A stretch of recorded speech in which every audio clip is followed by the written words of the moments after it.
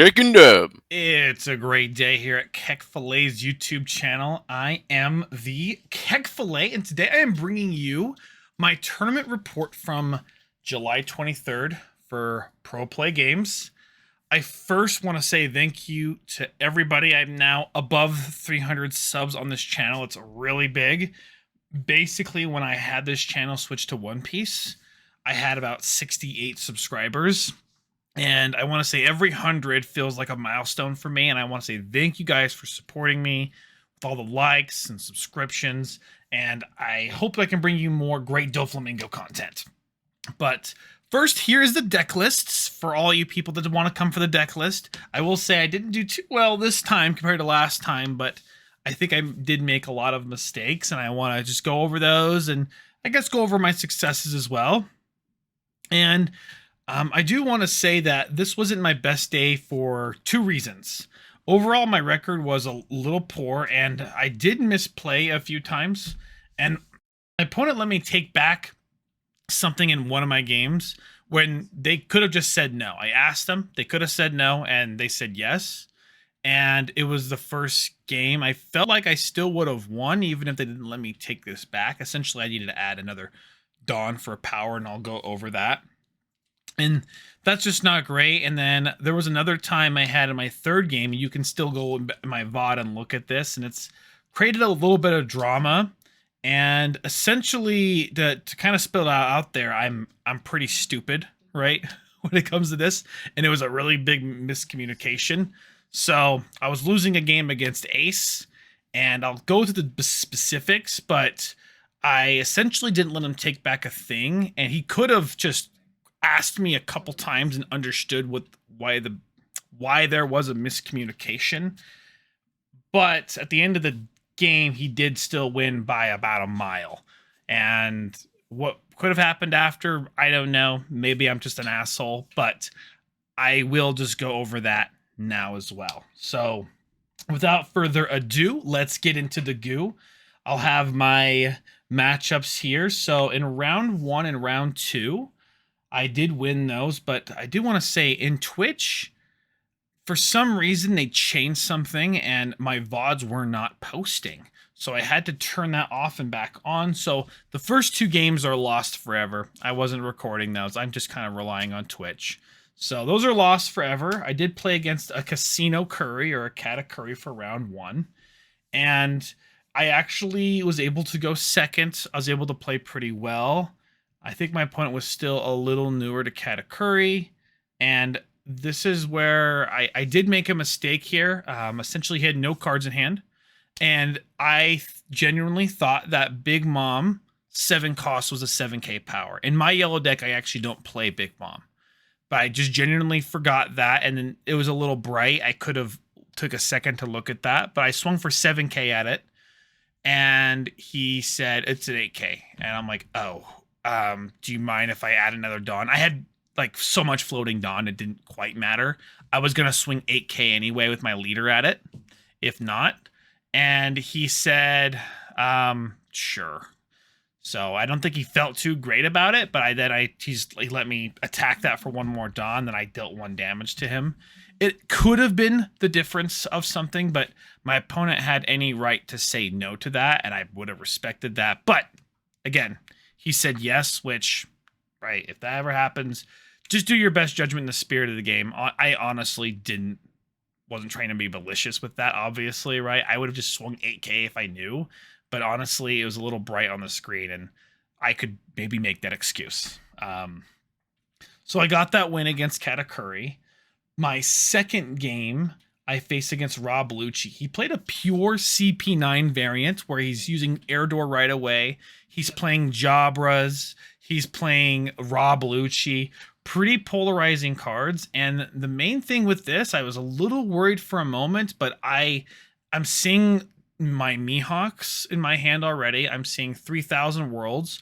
So I was able just to control his board completely and just kind of dominate the game through controlling board. I was a little worried about a little bit of rushing first, but apparently removing cards is pretty strong.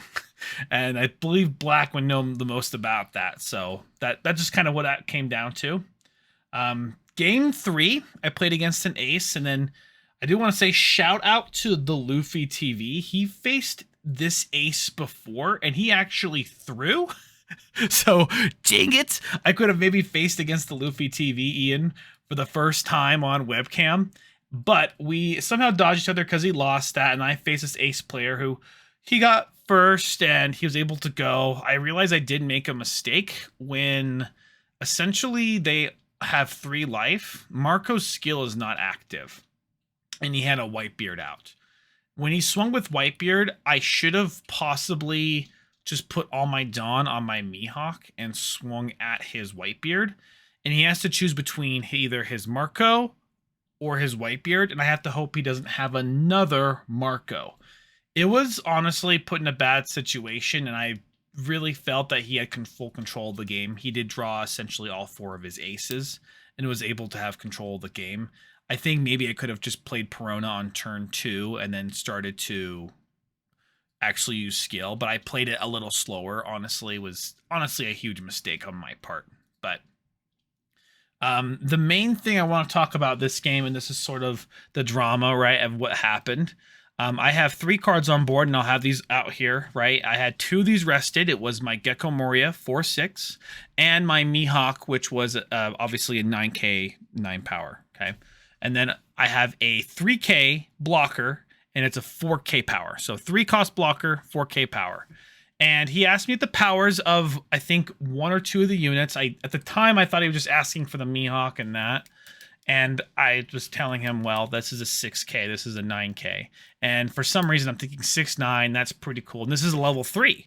So Doflamingo's level 3, 3-6-9, damn she fine. That's all was going in my head. I said that out loud on my Twitch VOD, thinking just that. And my opponent just kind of thought that I was saying that that was a 3k power when it's a 3 health. Honestly, I maybe even said it was a 3k power, and I kind of feel stupid about that because I know it's a 4k power, right? And that actually matters against Whitebeard. So he played an ace, and he reduced the power of my 2 rested characters, and he used Whitebeard to swing, and he tried to pop my blocker. And I told him, well, it's a 4k power. And he said, oh, you said it was a 3k power. And, well, he didn't say that exactly. I'm just like, no, it's a 4k power. I thought he made the mistake. He already played down the ace. I thought he made a genuine mistake, not a miscommunication. And he just kind of let it go. I know a lot of players may not want that kind of confrontation, but I honestly just didn't know that I made that miscommunication at the time. Like, again, very stupid, right?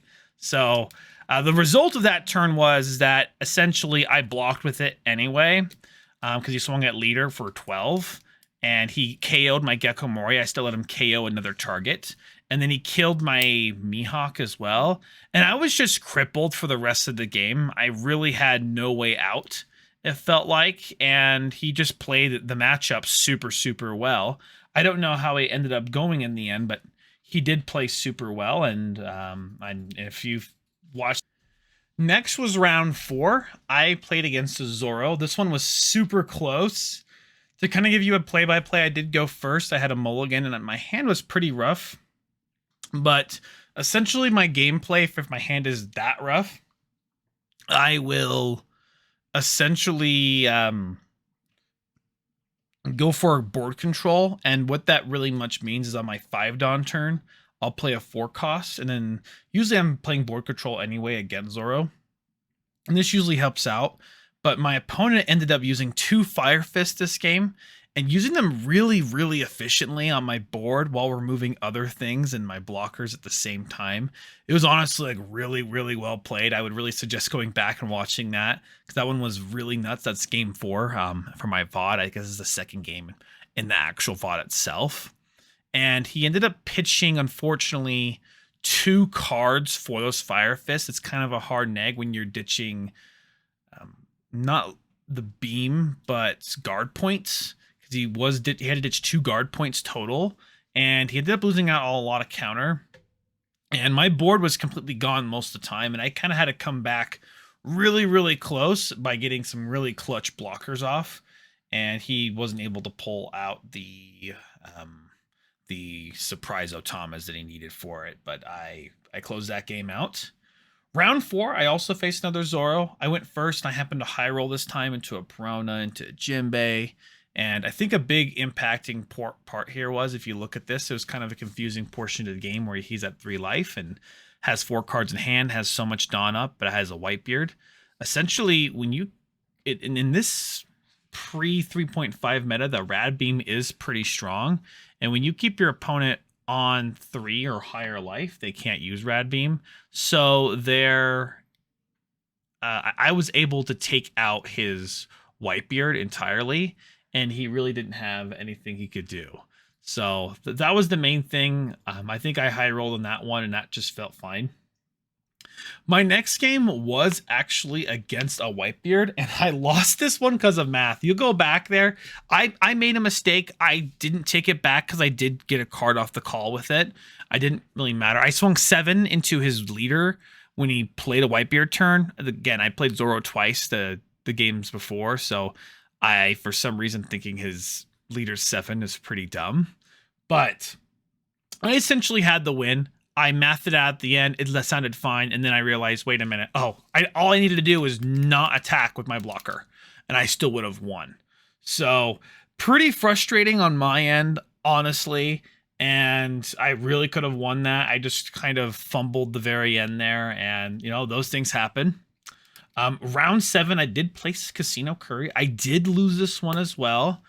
Essentially, I lost the die roll. They played very well. I think I played an interesting strategy by going wide. And honestly, I think I had something in my head that these yellow players are usually very, very lucky with the triggers in their life, being Ikaku Sovereignties or blockers. And essentially, at one point, I should have just went for the game, hoping that they had no counter, and they probably didn't have any counter in their life, because that's essentially what I had to go for. I think I may have still lost based off of that.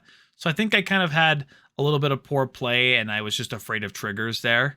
But my opponent, Callie, did play that pretty well. Now, for my last 3 games, I did face Whitebeard, Whitebeard, Whitebeard.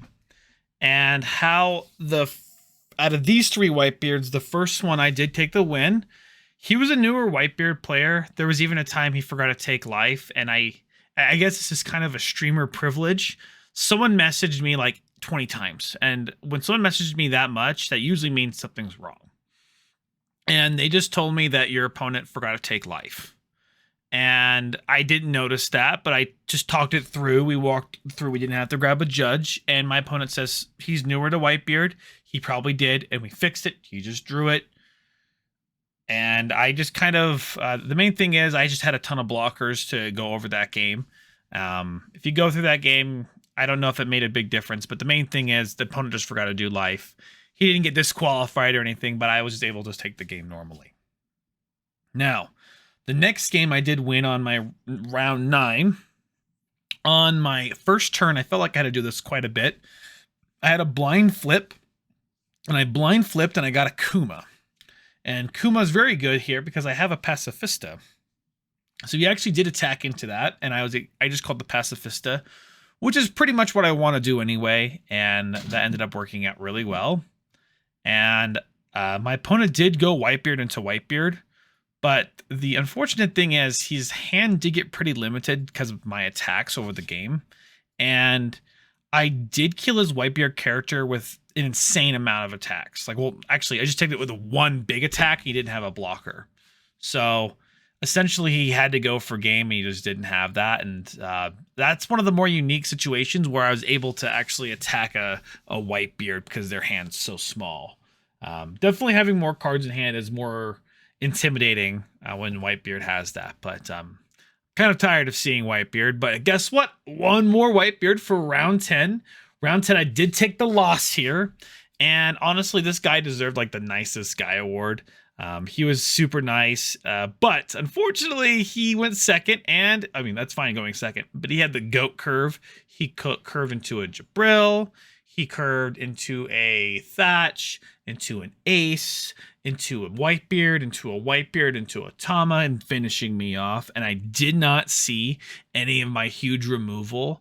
Honestly, a super frustrating game. I think I could have done one thing different, but honestly, I think he just played it well and curved out extremely well. And I guess that's just how we're going to end the tournament. I ended up 4 losses, 6 wins. Kind of undeterred from Doflamingo. I'm still going to be playing this quite a bit in the next set, and set 3.5, I suppose. And I do have a tournament coming up this Saturday. Please feel free to watch me. Make sure you follow me on Twitch. Link is in the description below. I'll be definitely posting on YouTube as well when I do go live. And make sure you follow my Twitter as well for that. And I guess I wanted to give you guys one more update. One thing I'm doing a lot right now is actually I am working with Will to Win Gaming, and I do quite a bit for him. Essentially, I'm almost a social media manager, but I've picked up some coaching, and I've done some coaching for Doflamingo. And if you're interested in that, I'd highly recommend jumping into that Will to Win Gaming Discord server, and you can ask for that kind of help. I know there's a Patreon, so there's a little bit of a paywall behind that. But if you don't want to do that, again, there's always this free content I have here and on my Twitch, and I'm more than happy to answer any questions anytime. I may, if you message me a lot, I may not respond too quickly, but just keep an eye out for that and make sure, I guess, we're all respectful. But thank you, everybody, so much for watching. Again, thank you for the subscriptions. Thank you for the follows. Thank you for all the help on Twitch. That was really awesome. We had an awesome stream last Sunday, and I hope we can blast off again this Saturday. See you in the next video. Ciao. Chicken Derby!